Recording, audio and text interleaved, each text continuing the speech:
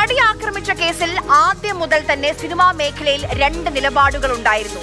ദിലീപിന്റെ അറസ്റ്റ് വരെ നടന് കൂടെ നിൽക്കാൻ കുറേ മനുഷ്യരുണ്ടായിരുന്നു.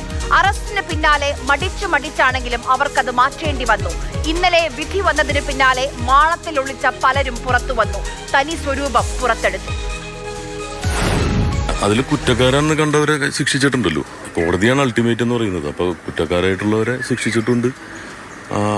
തെറ്റ് ചെയ്തിട്ടില്ല എന്ന് കോടതിക്ക് ബോധ്യപ്പെട്ടവരെ ശിക്ഷിച്ചിട്ടില്ല. ഇത്ര 8 വർഷത്തെ ട്രയലിന് ശേഷം പോലും കൃത്യമായി ഇങ്ങനെ പ്രൂവ് ചെയ്യാത്ത, അല്ലെങ്കിൽ പ്രൂവ് ചെയ്തിട്ട് കാര്യത്തിൽ ഒരാൾ അക്യൂസ്ഡ് ആണെന്നോ ഇയാൾ ഇന്ന് ചെയ്തിട്ടുണ്ടെന്നോ ഒക്കെ എങ്ങനെ ഒരു നിലപാടിൽ നമുക്കെത്താൻ പറ്റും? 9 വർഷത്തോളം അദ്ദേഹം അനുഭവിച്ച ഒരു കാര്യങ്ങളുണ്ടല്ലോ. അദ്ദേഹത്തിൻ്റെ കുടുംബം, കരിയർ, അദ്ദേഹത്തിൻ്റെ മക്കള് ഒക്കെ ഭയങ്കര അത് മറിച്ചു കൊടുക്കണമെന്നുള്ളതാണ്.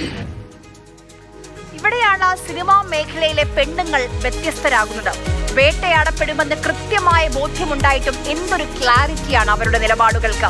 അവൾക്കൊപ്പം എന്നതിൽ അവർക്കൊരു സംശയവുമില്ല. ഇന്നലെ വിധി പ്രസ്താവം വന്ന നിമിഷം മുതൽ പുറത്താകിയവർ ദിലീപിനെ തിരിച്ചെടുക്കുന്നതിനെ കുറിച്ച് സംസാരിച്ചു തുടങ്ങി. അങ്ങനെയെങ്കിൽ ആ സംഘടനയിൽ ഇനി ഞാനില്ല എന്ന് ഭാഗ്യലക്ഷ്മി.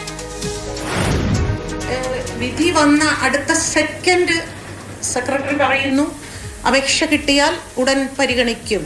അതങ്ങനെയല്ല പറയേണ്ടത്. അപേക്ഷ കിട്ടിയാൽ ജനറൽ കൗൺസിലിൽ വെക്കും. തീർച്ചയായിട്ടും അങ്ങേയറ്റം എനിക്കതിൽ പ്രതിഷേധമുണ്ട്. എന്തോ 8 വർഷം അയാൾക്ക് വേണ്ടി നമ്മൾ വർഷങ്ങൾക്ക് ശേഷം നമ്മളുടെ ഒരു ബന്ധു വീട്ടിലേക്ക് തിരിച്ചു വരുന്ന മാതിരിയുള്ളൊരു സ്വീകരണം, അല്ലെങ്കിൽ ചില സന്തോഷങ്ങൾ, വാക്കുകളൊക്കെ ഇവർ പറയുന്നത് കേട്ടപ്പോൾ എനിക്ക് സഹിച്ചില്ല. എനിക്കതിൽ എൻ്റെ പ്രതിഷേധം ഇങ്ങനെ രേഖപ്പെടുത്താനാണ് എനിക്ക് തോന്നിയത്.